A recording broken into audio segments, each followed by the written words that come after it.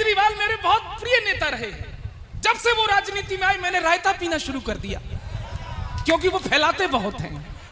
मतलब दादा, दिल्ली में कूड़ा हो गया, दोषी कौन? मोदी। दिल्ली में भ्रष्टाचार बढ़ गया, दोषी कौन?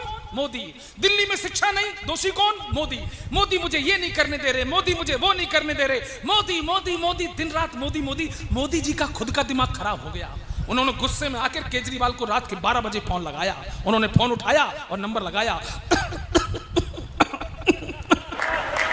मोदी जी ने कहा, ए केजरीवाल, लोगों को तुमसे है कितने गिले, क्यों क्यों क्यों, तुम कैसे सीए मिले, क्यों क्यों क्यों, इतने दिनों तुमने क्या किया, क्या किया क्या किया क्या किया। केजरीवाल बोले, तेरा नाम लिया हो, तुझे याद किया। जो औलादें अपने माँ बाप की बात नहीं मानती हैं और परिवार के जब संस्कार बिगड़ते हैं, तो आप घर के बाहर रामायण लिखवा लें, अपने बेटों के नाम लव कुश रख लें, फिर भी आपके घर में दामाद जहीर आएगा। क्या बात है, क्या बात है, वाह। हालांकि मैं तो दिल्ली से आया हूं भाई साहब, मैं तो ट्रेन में से आ रहा था। ट्रेन में आ रहे हैं भाई साहब हम, सुभाष जी। तो ट्रेन में एक बंदा मेरे सामने बैठा था। मैंने उससे पूछा, भैया आप कहाँ जा रहे हो? कह रहे, भैया मैं तो मथुरा जा रहा हूँ। मैं कहा, मथुरा में रहते हो? कह रहा, हाँ। फिर उसने पूछा, आप कहाँ से आ रहे हो? मैंने बोला, जी मैं दिल्ली से हूँ। भाई साहब ये कहते ही मुझे एक टक घूरने लग गया। फिर मैंने बोला, देख भाई, मैंने अकेले ने वोट नहीं दी थी उसको। बहुमत मिला है तो सीएम बना है वो। खुलेआम सड़कों पे प्यार न करेगा कोई, रोमियो को थाने पहुंचा के मार डालूंगा। कान खोल सुन लेना, माफिया का काल हूं मैं, ऐसा बुलडोजर चला के मार डालूंगा, ऐसा बुलडोजर। खाऊंगा न खाने दूंगा, न कहीं दबाने दूंगा, भाइयों व बहनों सुना के मार डालूंगा। वनवास भेज दूंगा राम के विरोधियों को, अब जरा मन दे अपना, वनवास भेज दूंगा राम के विरोधियों को, राम जी का मंदिर बना के मार डालूंगा, राम जी का मंदिर। कि खाली यदि मुझसे कराओगे जो बंगला, तो बंगले की टोटियां चुरा के मार डालूंगा। खाली यदि मुझसे कराओगे जो बंगला, तो बंगले की टोटियां चुरा के मार डालूंगा। आपकी सुनूंगा नहीं, बाप की सुनूंगा नहीं, साइकिल को पंचर करा के मार डालूंगा, साइकिल को पंचर। एक और फोन हुआ पिछले दिनों। जैसी एनडीए द्वारा राष्ट्रपति पद के लिए, महामहिम पद के लिए राम कोविंद जी का नाम तय हो गया, उसी दिन यमराज का फोन आया आडवाणी जी के पास।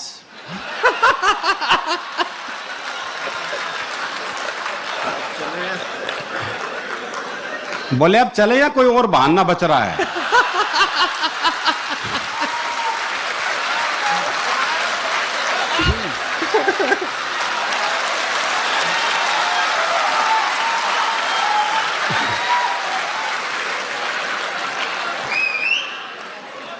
तो आडवाणी जी बोले, मोदी जी ने कहा है विकास होगा, बस उसका मुंह देख के जाना चाहता हूं। अरे बहुत अच्छा। एक और फोन हुआ पिछले दिनों। जैसी एनडीए द्वारा राष्ट्रपति पद के लिए, महामहिम पद के लिए राम कोविंद जी का नाम तय हो गया, उसी दिन यमराज का फोन आया आडवाणी जी के पास।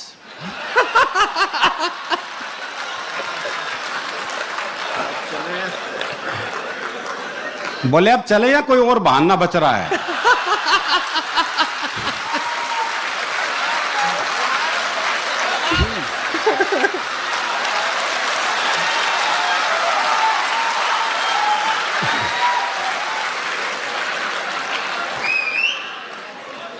तो आडवाणी जी बोले, मोदी जी ने कहा है विकास होगा, बस उसका मुंह देख के जाना चाहता हूं। अरे बहुत अच्छा। नहीं, मोदी जी खूब हंसाते हैं, ऐसी बात नहीं है। जब हरियाणा में चुनाव हुआ, उन्होंने जगह जगह भाषण दिया, तो शौचालय बनाएंगे, शौचालय बनाएंगे। उसके बाद वो महाराष्ट्र चले गए, बोले ना खाऊंगा ना खाने दूंगा। बताओ शौचालय बना क्या करेगा भाई? वो बस में एक बूढ़ा बैठा था, एक लड़के ने सिगरेट सुलगाई, चिंगारी उड़ के बूढ़े कुड़ते पे चली गई, तो बूढ़े का कुड़ता जल गया, लेकिन वो बोला कुछ नहीं। तो उसने सोचा भाई ताऊ बड़ा सीधा, इससे बात करनी चाहिए। बोले ताऊ राम राम। बोले राम राम। बोले ताऊ तेरा कौन सा गांव? बोले गांव ने भी फूकेगा के। वाह वाह वाह। वो एक का नया नया ब्याह हुआ तो दूल्हा दुल्हन को छत पे भेज दिया। अच्छा वहां उसने देखा लुगाई बड़ी सुथरी है, बोले लड्डू खावेगी। देखो ये प्रैक्टिकल बात, अगला कोई चांद तारे लाने की बात नहीं कर रहा, जो ला सकता वही पूछ रहा है। भाई उसे पता है ब्याह का घर है, हाँ वर्दी नीचे जाके ले आऊंगा। लड्डू खावेगी बर्फी ला दूं, इमरती खावेगी जलेबी ला दूं। भाई ने सुबह के 4 बजा दिए इस चक्कर में। तो नीचे से बूढ़ा बोल पड़ा, बोला इस कढ़ाई ना उतार दे, खेत पे जाने का टाइम हो गया। वो एक का 40 साल की उम्र तक ब्याह नहीं हुआ, बहुत दुखी हो रहा था। अपने दोस्त से बोला यार मैंने तो लगा मेरी वाली भ्रूण हत्या में मारी गई। अच्छा नहीं ये तकलीफ है जी, हमारी ये तकलीफ है। और ये तकलीफ तब और बढ़ जाती है जब ओलंपिक हो, चाहे पैरा ओलंपिक हो, चाहे साक्षी मलिक हो, चाहे दीपा मलिक हो, चाहे विश्व सौंदर्य प्रतियोगिता हो, जब हरियाणा की छोरियां पदक लेके आती हैं तो ये तकलीफ और बढ़ जाती है। वो पिछले दिनों मेरा दोस्त विनोद शुक्ला उसके घर छोड़ा हुआ, तो वो छोड़ा हुआ उसको सरकारी अस्पताल में, तो वो नर्स 5,000 का चेक लेके आ गई। मैंने कहा सिस्टर ये 5,000 का चेक? बोले नहीं ये माँ बनी है ना तो इनको हम 5,000 रुपए का चेक दे रहे हैं। मैंने कहा ये भी बेचारा कुछ ना कुछ बना ही है।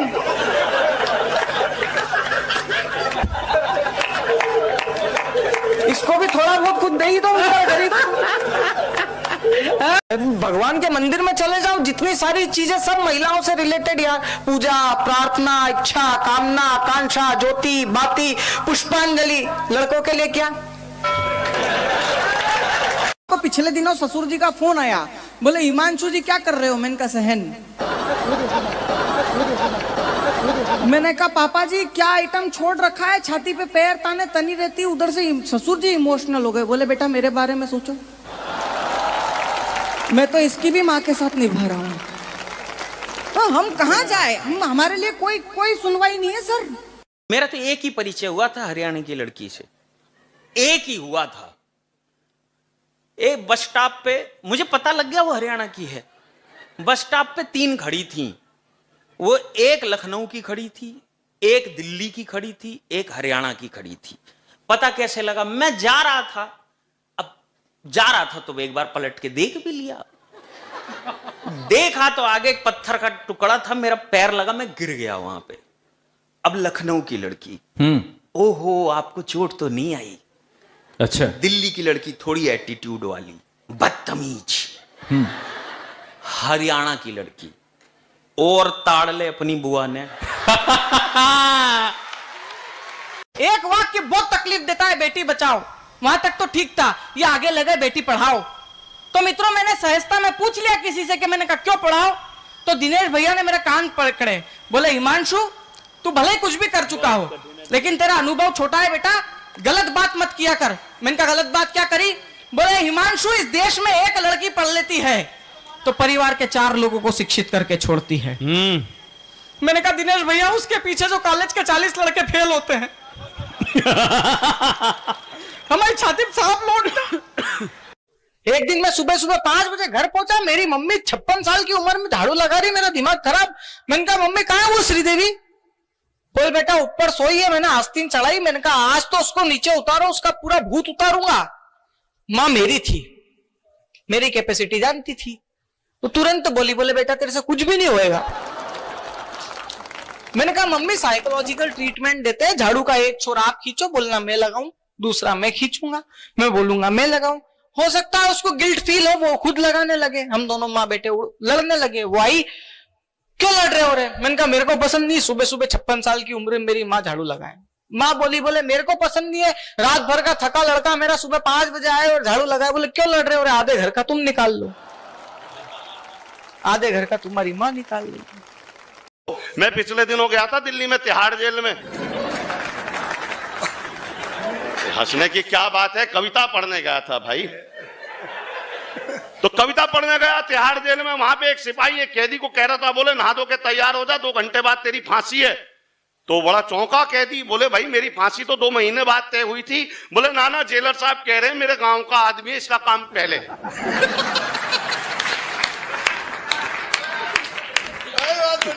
लड़की का बाप लड़की के लिए लड़का देखने निकलता है। बात बारी के जरा आनंद लेके सुनना और बारीकी भी। वो लड़की का बाप लड़का देखने निकलता है लड़की के लिए, और दिमाग में ये धारणा बना के निकलता है कि लड़का खाते पीते घर का हो, यानी कि संभ्रांत परिवार का हो, बड़ा थोड़ा बहुत वैसे वैसे वाला हो। वो लड़की का बाप लड़का देखने निकलता है ये सोच के कि लड़का जो है वो खाते पीते घर का हो। और जब वो लड़का मिल जाता है तो उसे साइड में बुला के पूछता, तू पीता खाता तो नहीं? तो अपन तो अपने विचारों पे ही अडिग नहीं है। अपने आध्यात्मिक जीवन को अपने बुढ़ापे में ना शुरू करके अपने जवानी में ही क्यों शुरू करना चाहिए? क्या है ना, आजकल जो लोग जवानी में है वह लोग सबसे ज्यादा परेशानी में होते हैं। जैसे कि विद्यार्थी है तो उन्हें पढ़ाई का टेंशन होता है, वह हमेशा ही अपने जीवन को सक्सेसफुल बनाने में लगा हुआ होता है। अगर कोई बिजनेसमैन है तो उन्हें उनके बिजनेस की प्रॉब्लम्स होती है, वह हमेशा ही अपने बिजनेस को बढ़ाने में और लोगों तक पहुंचने में कार्य कर रहा होता है। अगर कोई जॉब वाला होता है तो वह हमेशा ही अपने कार्यों से दूसरों को प्रसन्न करने में लगा रहता है और समाज में अपनी इमेज को बढ़ाने के लिए हमेशा प्रयत्न करता है। और जब युवा पीढ़ियां सारी चीज कर रही होती है तब उनके जीवन में कहीं पर भी सफलता नहीं मिलती, कहीं पर भी नकारात्मक विचार आ जाते हैं। तो इसे अब खुद को कैसे बचाएंगे, इन समस्याओं से कैसे लड़े, यह अध्यात्म आपको सीखता है। क्योंकि किसी भी स्कूल में आपको जीविका की विद्या पढ़ाई जाती है, पर जीवन की विद्या अध्यात्म से ही मिलती है। इसलिए अपने आध्यात्मिक जीवन को अपने जवानी से ही शुरू कर लेना चाहिए। आपको क्या लगता है? इन बातों के बारे में कमेंट में जरूर बताइए। तो एक साहब ने जीते जी अपनी दोनों आंखें दान में दे दी। साहब दोनों आंखें दान में दे दी, अब तो बहुत तकलीफ होती होगी। बोला तकलीफ तो उसको होगी जिसकी वो आंखें लगाई जाएगी, क्योंकि रोजाना एक बोतल पिए बिना तो खुलती ही नहीं है।